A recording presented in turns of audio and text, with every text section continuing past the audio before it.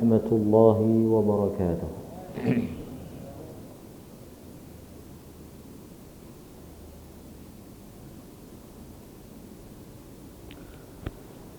الحمد لله رب العالمين وبه نستعين والصلاة والسلام على أشرف الأنبياء والمرسلين وعلى آله وصحبه أجمعين أما بعد. Hadirin mukminin, tuan-tuan muslimin muslimat yang dirahmati oleh Allah Subhanahu wa taala, kita bersyukur kepada Allah kerana dengan izinnya kita dapat sekali lagi menyambung semula pengajian dan bacaan kitab kita Ad-Da' wa Dawa' karangan Al-Imam Ibnul Qayyim rahimahullahu ta'ala. Kita sampai kepada topik berikutnya, iaitu berhubung dengan beberapa dosa yang disenaraikan oleh Al-Imam Ibnul Qayyim. Sebahagian daripada dosa-dosa yang besar. Dalam kuliah yang lepas kita telah menyebut tentang beberapa dosa yang diletakkan oleh Imam Ibnul Qayyim, antaranya bersangka buruk kepada Allah, tidak mengagungkan dan meletakkan Allah Subhanahu wa ta'ala pada kedudukan yang selayaknya. Dan pada malam ini kita sampai kepada fasal ataupun kepada topik yang berikutnya, iaitu kata Al-Imam Ibnul Qayyim, di antara dosa besar yang diharamkan oleh Allah Azza wa Jal adalah perbuatan membunuh ataupun menumpahkan darah manusia yang tidak layak dan tidak berhak untuk dibunuh. Ini apa yang disebut oleh Al-Imam Ibnul Qayyim rahimahullahu ta'ala. Bahkan kata beliau, ini termasuk akbarul kabair 'inda Allah Azza wa Jal, di antara dosa-dosa yang besar, di antara dosa-dosa besar, iaitu membunuh diri yang diharamkan oleh Allah untuk dibunuh ataupun ditumpahkan darahnya. Kemudian Al-Imam Ibnul Qayyim membawakan dalil-dalil daripada Al-Quran dan Hadis tentang pengharaman perbuatan membunuh insan, manusia yang tidak diizinkan. Menariknya, apa yang disentuh oleh Al-Imam Ibnul Qayyim di awal perbincangan tajuk ini, kata beliau, membunuh manusia berlawanan dengan sifat rahmat yang dicampakkan ke dalam diri manusia. Itu poin yang pertama yang boleh kita ambil. Kata Ibnul Qayyim, orang yang sanggup membunuh, menumpahkan darah, mencabut ataupun melakukan sesuatu sehingga ada di kalangan manusia yang melayang nyawanya, dan kita menyaksikan dengan mata kepala kita hari ini betapa dosa atau perbuatan membunuh itu semakin menjadi-jadi. Dahulu mungkin jarang kita dengar pembunuhan yang dilakukan oleh ayah terhadap anak sendiri. Hari ini saban hari kita mendengar pembunuhan kanak-kanak, anak kandung yang dibunuh oleh ayah sendiri. Demikian juga kita mendengar hanya kerana pergaduhan kecil, isu-isu remeh, perselisihan faham di antara jiran ataupun mungkin sebahagian daripada kita, pergaduhan di jalan raya dan sebagainya, membawa kepada natijah ataupun kesudahan salah seorang daripada di antara dua pihak itu diragut nyawanya. Seakan-akan kita melihat di akhir zaman ini nyawa manusia sudah tidak ada nilai dan sudah tidak berharga. Begitu mudah manusia mengambil hukum di tangan sendiri. Kita mendengar dan kita melihat manusia-manusia yang mungkin kewarasan akalnya sudah hilang, sanggup membunuh hanya kerana wang ataupun untuk mendapatkan sedikit habuan. Jadi kata Al-Imam Ibnul Qayyim, manusia yang sanggup membunuh telah dicabut oleh Allah, telah hilang di dalam hatinya rahmah, iaitu perasaan kasih yang Allah berikan kepada manusia. Apatah lagi kata Al-Imam Ibnul Qayyim, ada di kalangan ibu atau ayah yang sanggup membunuh anak mereka sendiri. Walhal tidak ada yang lebih kasih dan sayang terhadap anak melainkan daripada ibu dan ayah. Kalau nak dikirakan rahmat, kasih, sayang manusia ni yang paling tinggi, yang paling hebat, kasih di antara ibu dengan anak, kasih di antara ayah dengan anak, itu kemuncak kepada kasih sayang. Tak ada manusia yang paling sayang kepada orang lain melainkan ibu dengan ayah terhadap anak-anak mereka. Akhir zaman kita melihat manusia yang dianggap pelindung, pembela, penyelamat, seorang suami ataupun ayah itu menjadi pembunuh kepada anak-anak mereka sendiri. Dan kata Al-Imam Ibnul Qayyim juga di awal fasal ini ataupun awal perbincangan ini, kata beliau, hukum membunuh ini di sisi Allah Azza wa Jal semakin buruk dan semakin hina pada kedudukan. Sebab maksudnya membunuh ni bukan pada satu tahap yang sama. Kata Al-Imam Ibnul Qayyim, darajat al-qatl, darajah al-qatl, pembunuhan ini diukur kepada buruknya perbuatan tersebut. Umpamanya satu orang membunuh anak, nak dibandingkan dengan dia membunuh manusia yang mungkin tak ada kaitan dengan dirinya, jadi perbuatan membunuh anak itu lebih buruk dan lebih berat di sisi Allah berbanding dengan membunuh orang lain yang tidak ada hubungan dengannya. Membunuh ibu dan ayah untuk merebut warisan dan pusaka lebih buruk. Seorang anak sanggup membunuh ayah dan ibunya untuk mendapatkan sedikit habuan, lebih buruk, lebih dahsyat azabnya di sisi Allah berbanding dengan perbuatan membunuh yang lain. Kata beliau juga, ada di kalangan umat-umat terdahulu bukan sahaja mereka membunuh manusia biasa. Ibnu Qayyim kata, di kalangan umat-umat terdahulu bukan sahaja mereka membunuh manusia biasa, mereka juga membunuh para nabi. Umat-umat terdahulu bukan sahaja mereka bunuh manusia biasa, nabi-nabi yang diutuskan pun sebahagiannya mereka bunuh. Ada nabi yang mereka tanam sehingga ke leher, sehingga kepada separuh badan, digergaji sehingga terbelah kepalanya.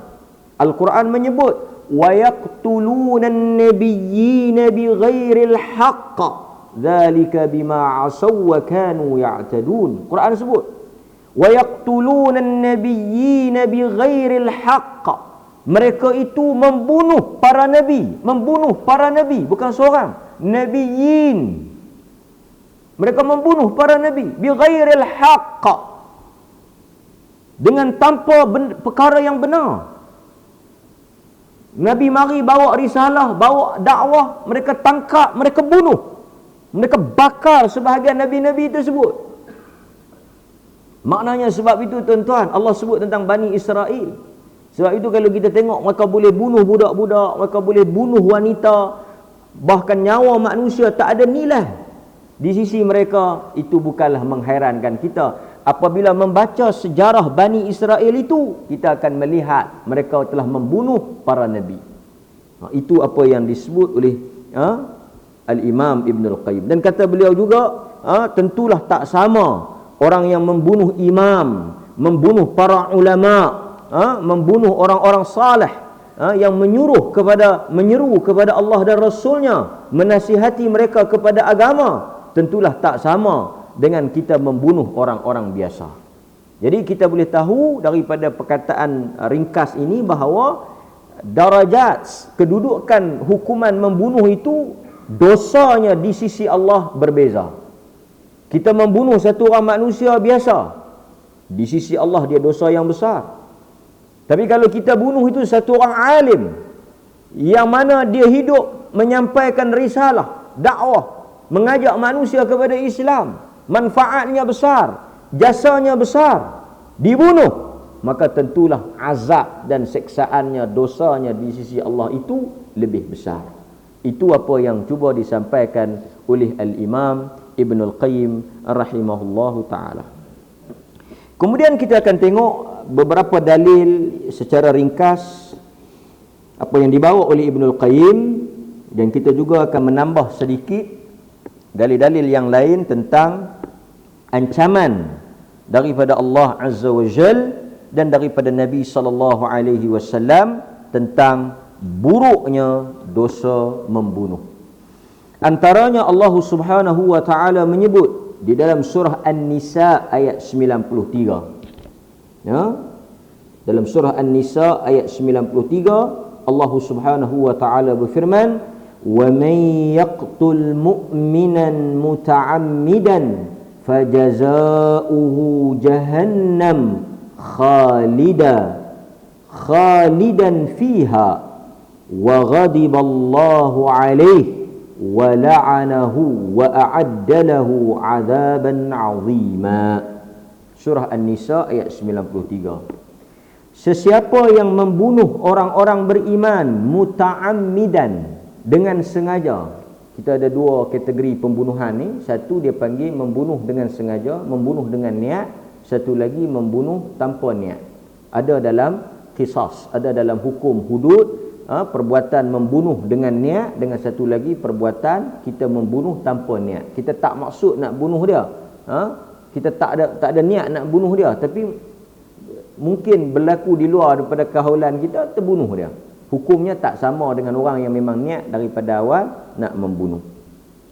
Allah kata sesiapa yang dengan sengaja muta'ammidan membunuh, yaqtul orang beriman. Kerana di sana juga ada perbincangan di kalangan fuqaha tentang kalau orang Islam membunuh orang bukan Islam, apakah hukumnya sama? Di sisi fuqaha Syafi'iyah, di sisi mazhab Al-Imam Syafi'i, kalau orang Islam bunuh orang Islam sama. Tapi kalau orang Islam bunuh orang bukan Islam, di sisi sebahagian fuqaha tak sama. Tak sama. Ini antara perkara yang dibincangkan oleh para ulama apabila mereka menyentuh tentang qisas ataupun berkaitan dengan peruntukan hudud. Maksudnya kalau satu orang Islam pergi bunuh satu orang Islam, Muslim dengan Muslim, dia punya hukuman dia sama. Tetapi dibunuh balas. Satu orang pergi bunuh satu orang Islam, dibunuh balas, qisas. Kutiba alaikumul qisas. Kita bunuh balas. Tapi tuan-tuan hadirin mukminin, kalaulah orang Islam pi bunuh orang bukan Islam, pi bunuh orang bukan Islam di dalam negara Islam, hukumannya di sisi sebahagian fuqaha tak sama. Maksudnya tak dibunuh balas jika yang dibunuh tu kafir. Ini perbincangan di kalangan para ulama berhubung dengan isu qisas, apabila yang dibunuh tu orang bukan Islam. Tak apa, yang tu kita tinggalkan dalam isu jinayat, isu jinayah. Tapi yang kita nak sebut ni, sesiapa yang bunuh orang beriman dengan sengaja, kan? Allah Subhanahu wa taala kata fajazauhu jahannam khalidan fiha. Mereka itu akan dimasukkan, dibalas dengan neraka Jahannam dan mereka kekal di dalamnya. Wa ghadiballah, dan mereka bukan sahaja dimasukkan ke dalam neraka Jahannam, khalidan, kekal di dalamnya, wa ghadiballah alaih, dan mereka juga mendapat kemurkaan Allah ke atas perbuatan itu. Neraka, murka, wala'anahu, dan laknat Allah ke atas pelakunya, wa a'addalahu 'adzaban 'azima, dan Allah menyediakan untuk perbuatan tersebut azab yang sangat pedih. Itu antara dalil besarnya perbuatan membunuh yang kita lakukan. Kemudian Allah juga sebut dalil yang kedua dalam surah Al-Furqan ayat 68 dan 69. Surah Al-Furqan ayat 68 dan 69. وَالَّذِينَ لَا يَدْعُونَ مَعَ اللَّهِ إِلَٰهًا آخَرَ. Ibn Qayyim bawa antaranya ayat ini. وَلَا يَقْتُلُونَ النَّفْسَ الَّتِي حَرَّمَ اللَّهُ إِلَّا بِالْحَقِّ وَلَا يَذْنُونَ وَمَنْ يَفْعَلْ ذَلِكَ يَلْقَ آثَامًا يُضَاعَفْ لَهُ عَذَابُ الْيَوْمِ الْقِيَامَةِ وَيَخْلُدْ فِيهَا مُهَانًا. Surah Al-Furqan ayat 68 hingga 69. Orang-orang yang beriman, orang-orang yang beriman adalah orang-orang yang tidak menyembah selain Allah bersama dengan menyembah Allah. Orang-orang yang beriman itu la yad'u ma'allahi ilahan akhar. Mereka itu tidak menyeru bersama dengan Allah Tuhan selain Allah. Itu sifat orang beriman. Orang beriman yang pertama, dia tak menyeru sesuatu selain Allah. Maksudnya dia tak terlibat dengan syirik. Itu satu sifat orang beriman. Yang kedua, wala yaqtuluna an-nafsa allati harramallahu illa bil haqq. Yang kedua, sifat orang beriman itu dia tidak membunuh jiwa-jiwa. Dia tidak membunuh jiwa yang diharamkan oleh Allah. Maksudnya dia tidak terlibat dengan syirik, dia tidak terlibat dengan perbuatan membunuh manusia, melainkan bil haqq, dengan sebab. Ada orang yang kita boleh bunuh, sekali lagi kita sebut. Jadi dua perkara dah. Wala yaznun. Yang ketiga, orang beriman itu juga tidak akan berzina. Jadi orang beriman tu dia ada tiga sifat yang Allah sebut dalam ayat ni. Yang pertama, tidak menyeru bersama dengan Allah. Dia seru Allah, dia doa dekat Allah, dia minta dekat Allah. Dalam masa yang sama, ada sesuatu yang dia seru, dia letak pada tempat yang setara dengan ma'allah ilahan akhar, bersama dengan Allah. Maksudnya bukan dia tak sembah Allah, bukan dia buang Allah, dia tak buang, dia ambil Allah, dalam masa yang sama dia ambil juga benda lain. Benda lain tu tak kira lah patung ke, pokok ke, batu ke, orang mati ke, yang dia seru sama macam mana dia seru Allah. Dia minta sama macam mana dia minta kepada Allah. Kan? Allah sebut yang tu. Yang kedua yang kita nak fokus syahid dia apa dia? Mereka orang beriman itu tidak membunuh jiwa-jiwa yang diharamkan oleh Allah. Maksud orang beriman ni, dia tak membunuh manusia tanpa sebab. Yang ketiga, dia tidak berzina. Yang kata orang beriman tu, dia tak terlibat dalam tiga perbuatan ini. Tapi Quran kata wa may yaf'al dzalika yalqa athaman. Tetapi sesiapa yang terjatuh, terlibat, ini satu gambaran bahawa ada kemungkinan orang beriman itu terlanjur. Ada kebarangkalian orang beriman itu tersilap, tersalah. Allah kata sesiapa yang melakukan semua itu, maka dia berdosa. Yudha'af lahul azab. Bukan setakat dia berdosa, Allah kata yudha'af lahul azab. Allah melipat gandakan azab. Yudha'af. Allah double, Allah tambah berganda-ganda. Lahul azabu yaumal qiyamah. Untuknya azab pada hari kiamat. Wa yakhlud fihi muhana, dan dia akan kekal pada hari kiamat nanti dalam keadaan hina. Itu apa yang Allah sebut dalam surah Al-Furqan, peringatan keras kepada orang beriman. Demikian juga dalam hadis yang diriwayatkan oleh Ibnu Majah. Apa kata Nabi? Sesungguhnya musnahnya dunia ini, hancurnya dunia ini. Ni Nabi sebut. Nabi kata kalaulah hancurnya dunia ini, musnah, zawalud dunya, dunia ini musnah, hancur, ahwan, lebih ringan ala Allah, di sisi Allah. Maksudnya kalau dunia ni hancur, di sisi Tuhan tak ada apa, benda kecil. Ahwan, benda yang tak ada apa, tak ada nilai di sisi Allah. Maksudnya macam tu lah. Nabi kata kalau dunia ini musnah, hancur, di sisi Allah tak ada nilai. Berbanding apa? Berbanding dengan perbuatan terbunuhnya seorang mukmin tanpa hak. Maksudnya kita pi hancur buang dunia ni, kita bagi letup, lingkup, musnah buang dunia ni, lebih ringan di sisi Allah perbuatan tu daripada kita pi bunuh satu orang mukmin tanpa sebab. Maksudnya darah orang Islam di sisi Tuhan lebih besar berbanding dengan dunia ni, nilai dia.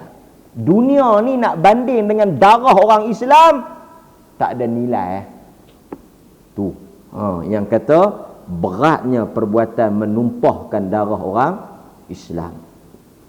Dalam hadis yang diriwayatkan oleh Al-Imam Bukhari dan Muslim daripada Abu Hurairah radhiyallahu an, Nabi sallallahu alaihi wasallam bersabda, hadis yang selalu kita ulang dan baca, jauhilah oleh kamu 7 dosa yang membinasakan. Para sahabat bertanya, apakah 7 dosa itu? Rasulullah menjawab, 1, syirik kepada Allah. 2, sihir. 3, membunuh manusia yang diharamkan oleh Allah kecuali dengan alasan yang benar. 4, makan riba. 5, makan harta anak yatim. 6, lari dari medan perang. 7, menuduh wanita yang beriman berzina. Ini 7 dosa besar. Nombor 3 yang kita bincang, membunuh manusia. Kemudian tuan-tuan hadirin mukminin, ada juga dalam hadis yang lain Nabi sallallahu alaihi wasallam sebut pada hari Yaumul Arafah. Nabi sallallahu alaihi wasallam sebut apa? Dalam hadis Muslim daripada Abu Bakrah radhiyallahu an, inna dima'akum, sesungguhnya darah dima', darah kamu. Pasal itu kita dalam haji, bila kita langgar pantang larang haji ataupun umrah, kita kata kita kena dam. Apa makna dam? Dam tu daripada perkataan Arab, bermaksud darah. Sebab apa kita sebut dam? Kerana bila kita langgar, cara kita nak tebus dengan kita sembelih kambing. Sebab itu dia panggil dam. Dam tu darah. Sebab itu apabila Allah Ta'ala nak ciptakan manusia, Iblis, malaikat tanya dekat Allah Ta'ala, nak bagi jelas. Sebab malaikat kenal tabiat manusia ni. Panjang perbincangan di kalangan ahli tafsir. Apa yang malaikat tanya? Ataj'alu fiha man yufsidu fiha. Malaikat tanya, ataj'alu fiha, ya Allah, adakah engkau nak menjadikan manusia yang mana tabiat dan perangainya di atas muka bumi ini, yang pertama yufsidu fiha, mereka ini tabiatnya, sifatnya merosakkan bumi. Malaikat sebut, Sebab itu Allah kata zaharal fasad. Allah kata zaharal fasad. Telah zahir, telah nampak, telah muncul kerosakan di atas muka bumi ini disebabkan oleh apa? Tangan-tangan manusia. Bukan tangan beruk. Tangan siapa? Tangan manusia. Sebab itu apa yang kita tuai, apa yang kita tanam, itulah apa yang kita tuai. Allah sebut zaharal fasadu fil barri wal bahr bima kasabat aidin nas.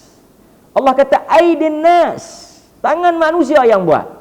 Kehancuran, kemusnahan itu, balak itu daripada tangan manusia. Allah sebut. Malaikat dah kata yufsidu fiha. Mereka ini kalau dibiarkan akan merosakkan. Yang kedua, apa dia sifat manusia? Tuan-tuan tengok sampai lah, tak berhenti sat. Wa yasfikud dima. Malaikat sebut dah, wa yasfikud dima. Safakad dam. Apa dia maksud dia? Menumpahkan darah. Sebab itu salah satu daripada tabiat manusia, perangai manusia, wa yasfikud dima, menumpahkan darah. Bila berhenti perang? Mana pernah berhenti perang? Perang tak berhenti. Hatta yaumil qiyamah, sampai kiamat. Sebab itu salah satu daripada min asyratis sa'ah, apa dia? Al-harash. Tanda kiamat ni banyaknya al-harash. Sahabat tanya, wa mal harash? Apa dia tu al-harash? Nabi kata, akhir zaman apabila manusia banyak melakukan perbuatan ini, akan berlakulah kiamat. Sahabat tanya, apa dia tu harash? Nabi kata, pembunuhan. Di situ kita tengok ini di Malaysia kita jarang dengar. Sekarang tembak, tetak. Tuan-tuan dengar tembak, tetak, pukul, bunuh, kan? Jumpa mayat tak ada kepala, rata ceruk. Tiap-tiap hari. Ni kita duk kalut COVID je. Tenggelamlah saat cerita tu, tapi duk ada. Nampak hadirin mukminin. Bahkan dalam hadis Nabi kata, inna dima'akum, sesungguhnya darah-darah kamu, wa amwalakum haramun alaikum ka hurmati yaumikum hadha fi syahrikum hadha wa fi baladikum hadha. Sesungguhnya darah dan harta kamu haram. Apa makna haram? Haram apa makna haram? Tak boleh kita bunuh tak ketahuan halah. Tak boleh kita tetak tak ketahuan halah. Kan? Haram, tak boleh. Yang kedua apa dia? Amwal, harta pun kita tak boleh ambil tak ketahuan halah, haram. Quran kata wala ta'kulu amwalakum bainakum bil batil. Jangan makan harta di antara kamu dengan cara yang batil. Kan? Antara cara yang batil apa? Yang bukan hak kita, kita pergi ambil. Kita pergi mengaku sesuatu yang bukan hak kita. Yang tu termasuk dalam makna ni. Kemudian dalam hadis yang lain yang diriwayatkan oleh Imam Muslim, ini juga satu ingatan keras daripada Nabi, daripada Abdullah bin Mas'ud radhiyallahu an.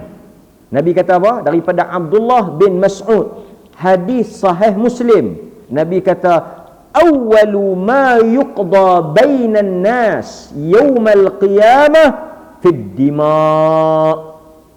Perkara pertama yang akan Tuhan yuqda, yang Tuhan akan putuskan, kes pertama yang akan Tuhan selesaikan, bainan nas, di antara manusia pada hari kiamat nanti, adalah perkara yang berhubung dengan darah. Nombor satu yang Tuhan akan selesaikan, yuqda, yang Tuhan akan putuskan hak siapa bersalah, siapa yang buat, siapa yang tanggung, apa sebab. Allah akan bicarakan yang pertama, kata Nabi, sebelum urusan-urusan lain, adalah apa sahaja yang berkaitan dengan darah manusia. Nampak tuan-tuan? Hadirin mukminin, ini antara dalil-dalil yang menunjukkan apa? Besarnya, buruknya perbuatan membunuh. Okey. Jelas kepada kita. Sekarang tuan-tuan, kita masuk kepada satu dua topik kecil. Secara umumnya, bila kita sebut membunuh, kita akan faham membunuh pihak A dengan pihak B. Betul, itu maksud daripada pemahaman yang asal. Tetapi menariknya, apa yang dibawa oleh Ibnul Qayyim yang saya ringkaskan, ikhtisar untuk memudahkan kita faham, Al-Imam Ibnul Qayyim juga membincangkan tentang dua isu yang kita nak ambil. Satu, di bawah kategori membunuh, yang kita dah baca dalil-dalil buruk beratnya membunuh ni. Apa dia? Membunuh diri sendiri. Pun dia kira membunuh. Membunuh diri sendiri. Sebab itu apa sahaja tindakan yang memubarakkan diri sendiri, saya tak mau bagi tahu, tuan-tuan sendiri pandai belaka.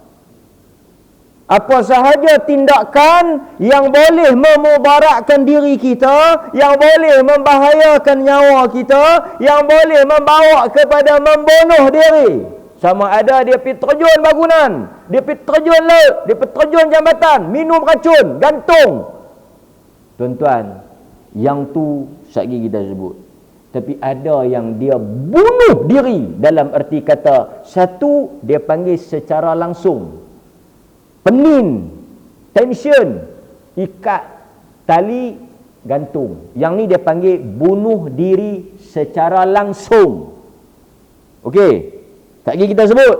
Ada, dia bincangkan, ada dalil dia, memang berat, memang buruk. Sampai ulama bincang, kapiak ke tak? Nak semayang ke tak? Kambuh lagu tu saja ke? Nak kena buat lagu cara elok? Bincang sampai tengah tu. Saya dah baca sikit. Yang kedua yang saya nak remind, nak kena ingatkan, pasal mungkin tajuk ni saya ni ingat ustaz tak bunuh kot dah orang. Habis sangat saya nak bunuh pun nyamuk nak tampak ni kot. Tak ada nak bunuh orang. Kita kadang-kadang lupa. Ada juga perbuatan yang hukumnya sama. Dia masuk dalam bab itu. Apa dia? Membunuh secara tak langsung. Apa dia membunuh secara tak langsung?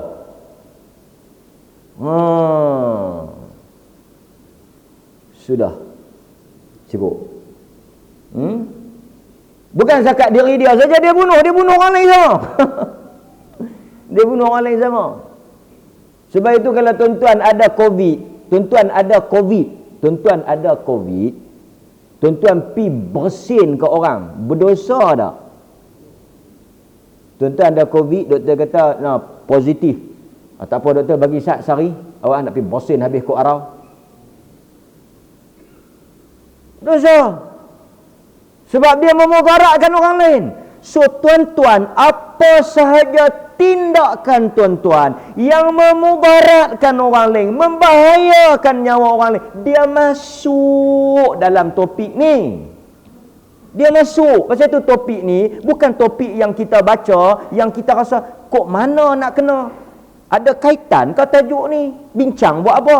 Sebenarnya secara tak sedar kita sedang membunuh. Membunuh siapa? Membunuh kita dan orang yang berada di sekitar kita.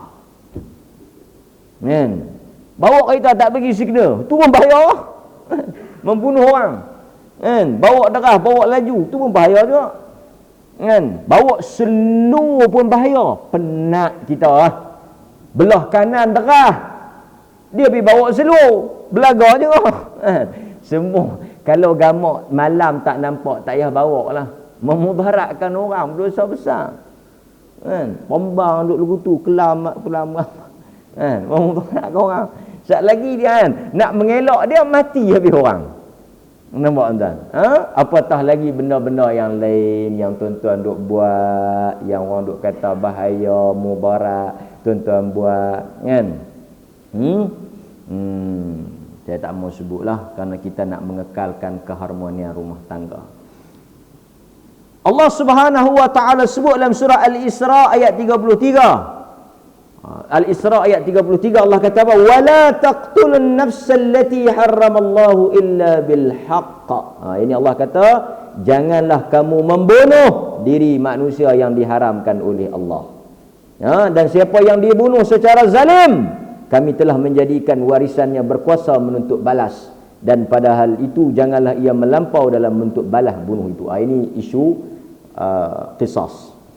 Kemudian Allah kata dalam ni hadis riwayat Bukhari Muslim. Ni hadis Bukhari Muslim. Ni bunuh diri. Pasal tu orang beriman macam mana tension pun dia tak akan bunuh diri. Pasal diri ni bukan hak kita. Pasal tu kita tak boleh memandai-mandai diri kita.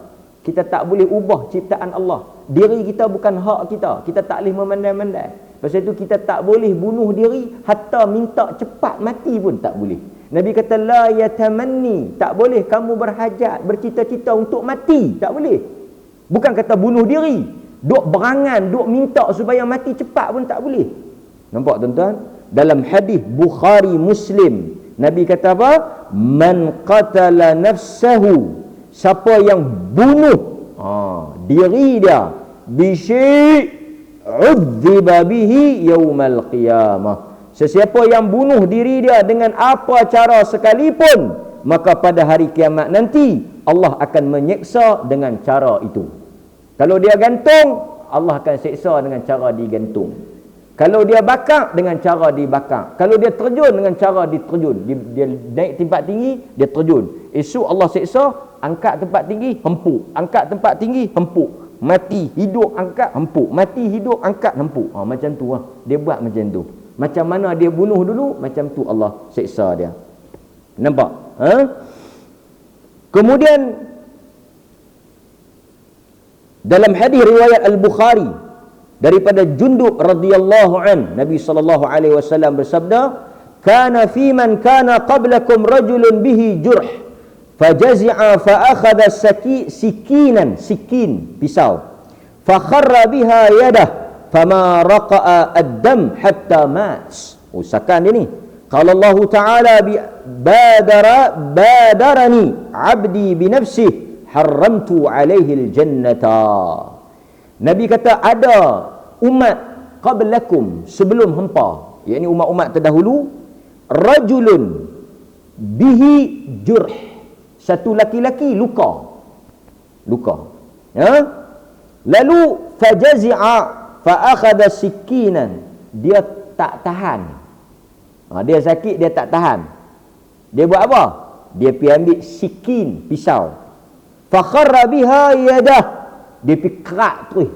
Luka sikit, dia tak tahan, duk sakit, dia pergi ambil, dia kerak terus. Bila dia kerak, fama raqa'ad dam, darah lagi banyak keluar. Daripada luka sikit tu, Nabi kata hadis Bukhari, dia pergi ambil pisau, dia terus bagi besar. Dia lagi bagi teruk. Sakit sikit-sikit tak mau pergi berobat pun sama lah. Ataupun buat bagi cepat mati pun sama. Ni buat bagi cepat mati, dia pergi ambil pisau, dia pergi turun, kat darah keluar, mati. Allah Ta'ala berfirman, badarani abdi binafsih, hambaku telah menyegerakan mati untuk dirinya. Haramtu alaihil jannah, di atas tindakan dia itu, badarani, dia pergi kalut, dia nak mati cepat, dia pergi buat bagi mati cepat. Allah Ta'ala kata apa? Aku mengharamkan ke atasnya syurga. Ini untuk contoh kes membunuh diri. Nabi SAW sebut dalam hadis Muslim, sesiapa yang membunuh, man qatala nafsahu bihadidah, siapa yang bunuh dengan besi, hadid, fa hadidatuhu fi yadihi yatawajja'u biha fi batn fi nari jahannam khalidan mukhalladan fiha abada. Nabi kata siapa yang bunuh diri dia dengan besi, maka di neraka jahanam nanti besi itu akan senantiasa di tangannya, ia akan mencucuk-cucuk perutnya. Itu hadis Muslim. Siapa yang tikam diri dia, esok Allah Ta'ala akan buat satu pisau duduk di tangan dia, dia cucuk perut dia. Macam mana dia tikam, duduk cucuk, tikam. Demikianlah apa yang Allah Ta'ala sediakan untuk dia. Kemudian waman syariba samman, siapa yang minum racun.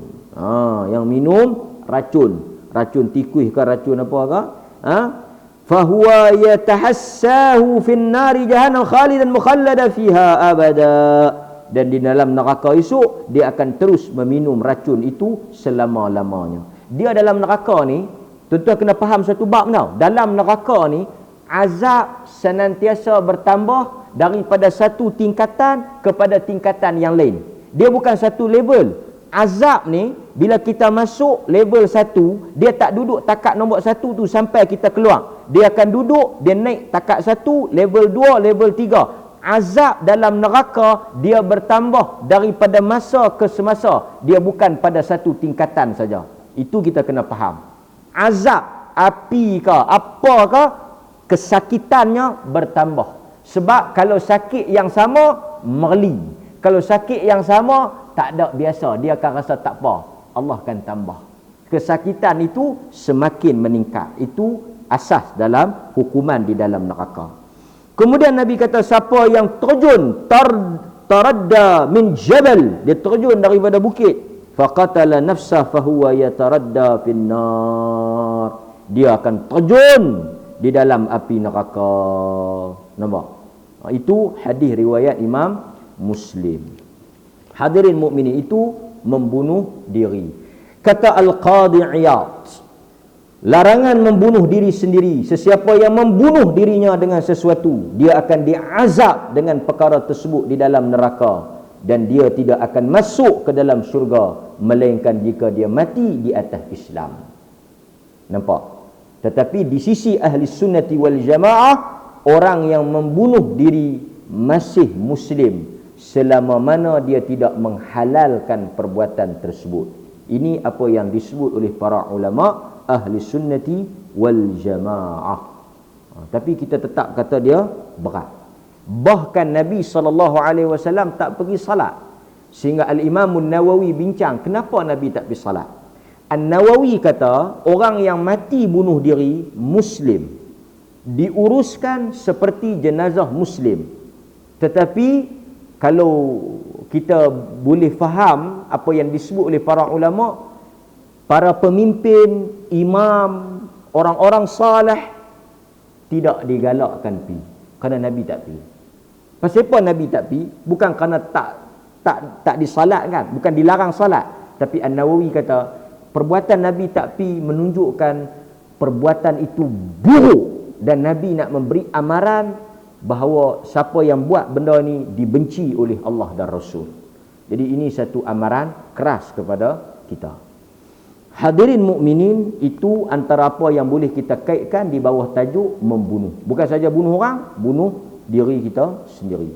Satu lagi topik yang juga di bawah membunuh ni, apa dia? Selain daripada membunuh diri kita, yang kedua yang juga dianggap besar dan diletakkan oleh Ibnul Qayyim di dalam kitab ni, membunuh anak sendiri. Macam mana yang dikatakan membunuh anak? Membunuh anak ni banyak. Satu, anak dia lahir, buang. Yang tu mudah faham. Beranak, tauk. Balut-balut bungkus tauk. Yang beranak tu hidup, dia pergi buang. Yang tu bunuh. Termasuk membunuh anak, selain daripada beranak pituk tu, yang banyak buang bayi tu. Kita duk ingat jahiliah yang bunuh. Mai zaman 2020 pun membunuh tu. Buang. Jahiliah kira bagus ya. Pasal apa? Jahiliah dengan kita bagus, jahiliah betul tak? Tak mana bagus?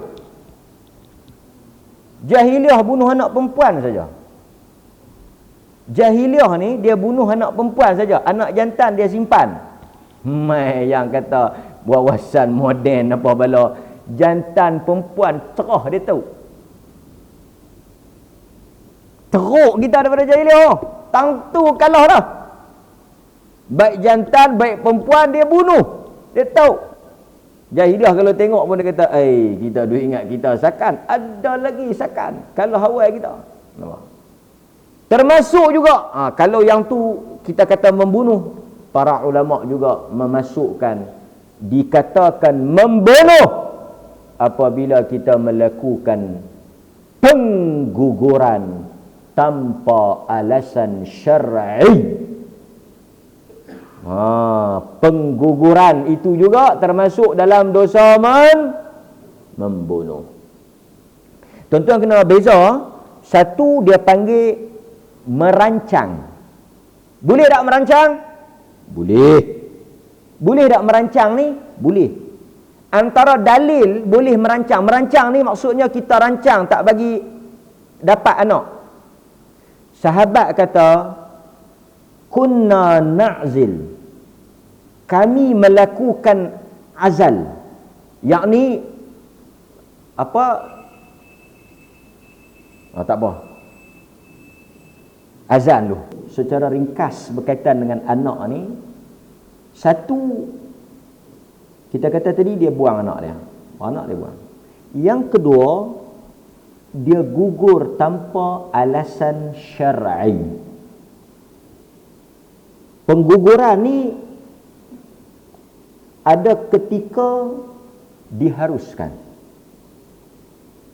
berdasarkan kepada kes, dan mesti kebenaran ataupun pandangan itu diberikan oleh doktor Muslim thiqah yang dipercayai, yang mana kalau mungkin kandungan itu memudaratkan pada baby, kepada ibu dia tu, fatwa-fatwa yang disebut oleh para ulama ahli sunnah membenarkan dalam keadaan-keadaan tertentu.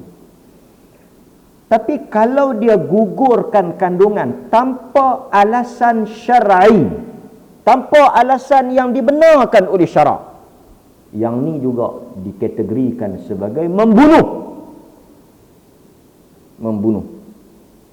Sama ada dia bunuh, dia gugur, ataupun dah beranak dia pergi bunuh, sama.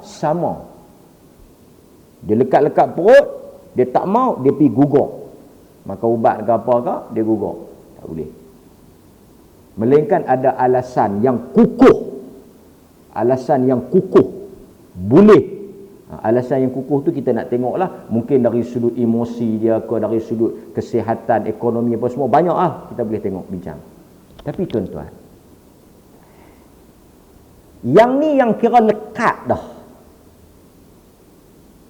Tapi sebelum Allah kurnia anak, kita boleh tanzim, kita boleh susun kelahiran tu.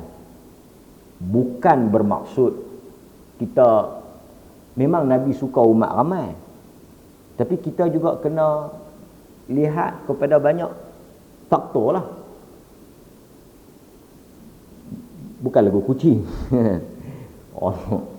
Kerana kita beranak, boleh dalam keadaan kita boleh bela, kita boleh didik, kita boleh tarbiyah dalam keadaan yang begitulah. Memang Nabi suka anak ramai, suka.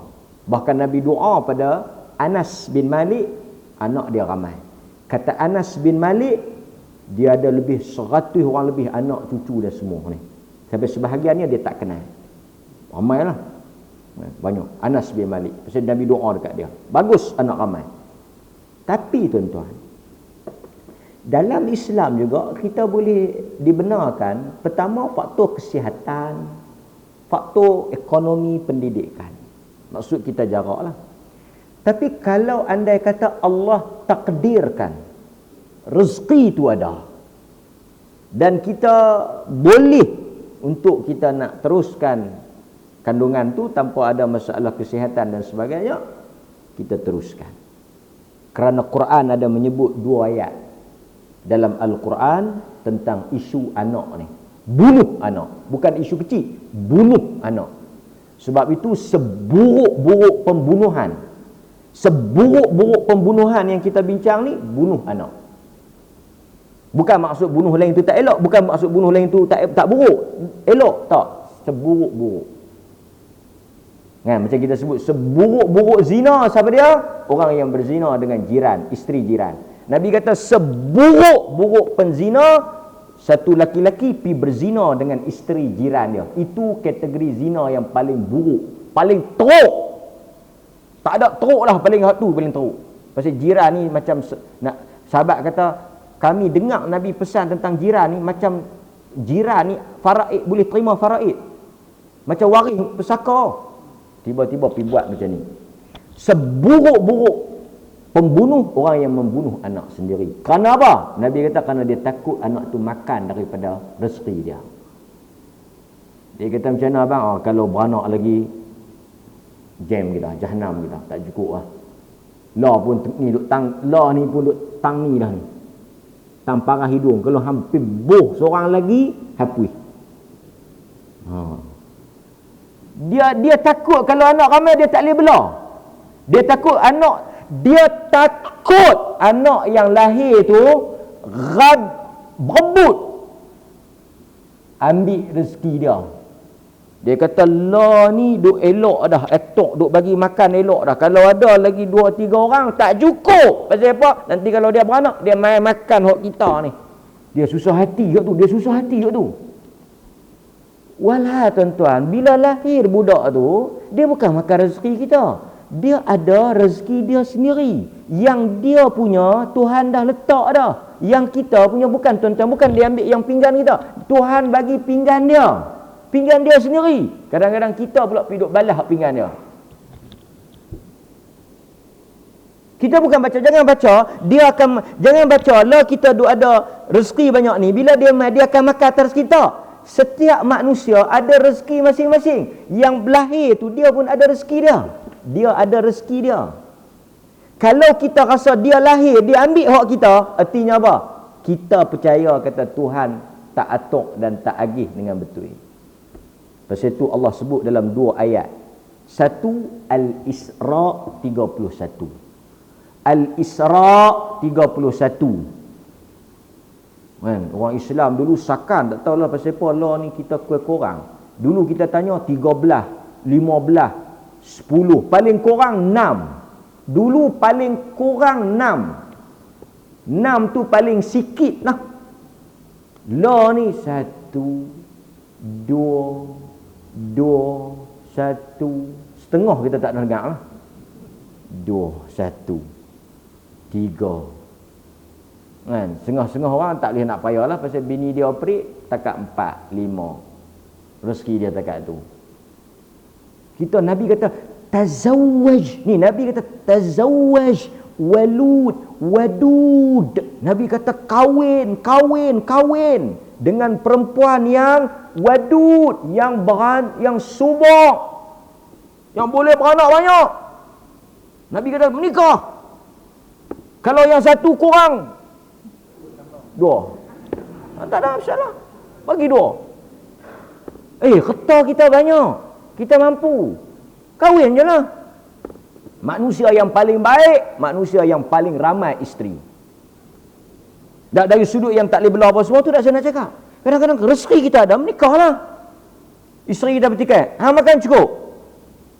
Ada tak hari hang lapang? Tak ada. Hang jangan cakap banyak. Ini hak aku. Kalau dia tak boleh makan, dia pula dah kena satu makan, itu isu, itu tak layak. Tapi tuan-tuan, pasal apa kita tak mau kahwin banyak? Pasal apa? Tak pasal apa? Kita nak meramaikan umat. Dia kata, abang hak ni pun tak boleh belah. Nak belah lagu mana? Bagi makan, bagi mengaji. Soal mampu, Allah Ta'ala kata. Ini satu benda yang orang Islam rasa dia bukan satu benda yang baik. Kan? Satu budaya. Kita kahwin. Arab driver taksi 4 bini. Tanya, kita naik taksi tanya, ta'aduz zawaj kam adat? Itu 4. Dia tahan berapa? 1. Dia gelak, dia kata miskin miskin. Kan? Kahwin kalau kita mampu. Kalau kita pun tak mampu, kan, main masjid pun berhenti tengah jalan tolak motor, tak payahlah kan. Dia tak awak tolak sip. Yang ni tak payah duk galak lah. Yang bagi yang mampu kahwin kan. Abang agak bini dia, aku mampu, duit banyak. Kalau bini dia kata betul kan mampu, lah ni hamai nombor ekor nak transfer 100,000 malam ni juga, kan, hang sign saja, kan, tak cukup nak buh lagi 100,000, kan. Kahwin tuan-tuan, kahwin. Saya memang kempen sungguh-sungguh, so kahwin. Kan? Al-Isra ayat 31. Allah kata apa? Dan janganlah kamu membunuh anak-anak kamu kerana takutkan kefakiran. Allah kata jangan bunuh kerana takut fakir. Wala taqtulu auladakum khasyatan imlaq. Nahnu narzuquhum wa iyyakum. Kami yang bagi makan dekat mereka dan kami yang bagi makan kat kamu. Tuhan kata nahnu narzuquhum. Kami yang bagi makan dekat depa wa iyyakum dan kepada kamu. Kami bagi makan. Apa tak cakap kat kami ke? Kami bagi makan. Mana? Inna qatlahum kana khit'an kabira. Sesungguhnya perbuatan membunuh anak-anak khit'an kabira, satu dosa yang sangat besar. Kata Al-Imam At-Tabari rahimahullahu ta'ala. Kata At-Tabari, ayat ini menerangkan jangan kita membunuh kerana takut jatuh miskin. Orang-orang jahiliyah membunuh anak mereka kerana mereka ni, siapa yang takut miskin, tak mau anak, mewarisi perangai jahiliyah. Lalu Allah Ta'ala memberikan amaran kepada mereka bahawa rezeki mereka dan anak-anak di bawah tanggungjawab Allah. Allah nak bagi kita yakin, Allah kata dia yang bagi. Dekat dia kamu tak yakin, habis ya. Dalam surah Al-An'am ayat 151 Allah kata apa? Wala taqtulu auladakum min imlaq. Nahnu narzuqukum wa iyyahum. Maksud yang sama. Jangan kamu bunuh anak kamu disebabkan kefakiran. Satu, jangan bunuh takut miskin. Yang kedua, miskin dah, dia tu memang miskin. Satu lagi, dia tak miskin tau. Al-Isra, dia tak miskin. Dia tak miskin, tapi dia duk takut kalau beranak lagi dia boleh miskin. Faham tak? La dia okey. Dia takut kalau beranak lagi dia KO. Allah kata jangan takut. Yang Al-An'am 151 memang KO dah. Memang miskin dah. Allah kata yang miskin dah tu pun jangan duk bunuh anak. Tak apa. Jangan duk bunuh anak. Tak apa. Allah hantar nanti rezeki. Kan? Allah hantar. Kata Al-Hafidh Ibn Kathir, Allah suruh kita buat baik dengan ibu bapa. Allah perintah kita buat baik dengan datuk nenek. Allah juga memerintahkan kita berbuat baik kepada anak dan cucu kita. Allah menyatakan jangan bunuh anak kamu kerana takut miskin, kerana jahiliyah membunuh kerana diseru oleh syaitan untuk melakukan hal itu. Bisikkan syaitan merasakan jika kita lahirkan anak, kita akan miskin, harta kita akan berkurang dan kita akan takut dengan anak yang ramai. Syaitan bisik tu, bisikkan syaitan tu, kalau hang beranak lagi tak cukup, kalau hang beranak lagi rezeki hang kurang, kalau hang beranak lagi hang akan jatuh miskin, hang akan tak cukup, duit hang akan kurang. Jadi kita pun stop. Hadirin mukminin, ini antara dalil yang jelas tentang perbuatan haramnya membunuh anak, yang mana kadang-kadang sebahagian kita melakukannya di atas alasan ekonomi dan sebagainya. Tapi saya dah sebut tadi tuan-tuan, jika kita tanzim an-nasl, kita rancang kehamilan, maksudnya kita atur di atas sebab apa? Okey, mungkin kita, Quran pun dia cantik, Quran pun seolah-olah macam dia dah ajak kita gap. Quran kata apa? Wahnan ala wahnin wa fisaluhu fi amain, kan? Lepas daripada 2 tahun putus susu. Apa maksudnya? Lebih kurang macam 2 tahun seorang. Bukan setahun 2 orang. Dia kata rezeki Allah, tak apalah rezeki, kan? Tapi dari sudut kesihatan isteri kita, dari sudut kita nak didik dan sebagainya, kita ambil kira. Tapi dalam kita merancang, dalam kita kawal, dalam kita susun atur, Allah takdirkan dapat yang tu rezeki, yang tu go on. Kita dah ambil ubat ke, kita dah rancang ke, kita dah azal ni kita dah salurkan sperm kita luak daripada rahim, masa kita inzal apa semua tu, kita dah cuba, dah ikhtiar, Allah takdirkan dapat rezeki, kita redha. Kita tanya doktor macam mana isteri saya boleh? Janganlah kita duk rezeki kita mudarat pada isteri kita pula, kan? 76 bawa buku merah, demam kat dia. Sial kat dia, kan? Faham tak? Kan? Nampak? Yang perempuan ni dia ada faktor kesihatan kena ambil kira, kan? Tapi saya nak cerita kat tuan-tuan hadirin mukminin, Allah Ta'ala apabila dia kata kita bunuh satu orang seperti kita bunuh semua manusia. Dan Allah kata bila satu orang dibunuh orang lain, kutiba alaikumul qisas. Allah kata bila satu orang pergi bunuh satu orang, kamu tangkap, kamu bunuh dia, kamu menyelamatkan semua manusia. Hadirin mukminin, mudah-mudahan sedikit perbincangan kita malam ini memberikan pencerahan tentang dosa yang besar yang Nabi kata runtuhnya dunia ini lebih ringan di sisi Allah daripada menumpahkan darah seorang muslim. Subhanakallahumma wa bihamdika asyhadu an la ilaha illa anta astaghfiruka wa atubu ilaik. Wassallallahu ala nabiyyina Muhammad wa ala alihi wa sahbihi wasallam. Walhamdulillahirabbil alamin. Assalamualaikum warahmatullahi wabarakatuh.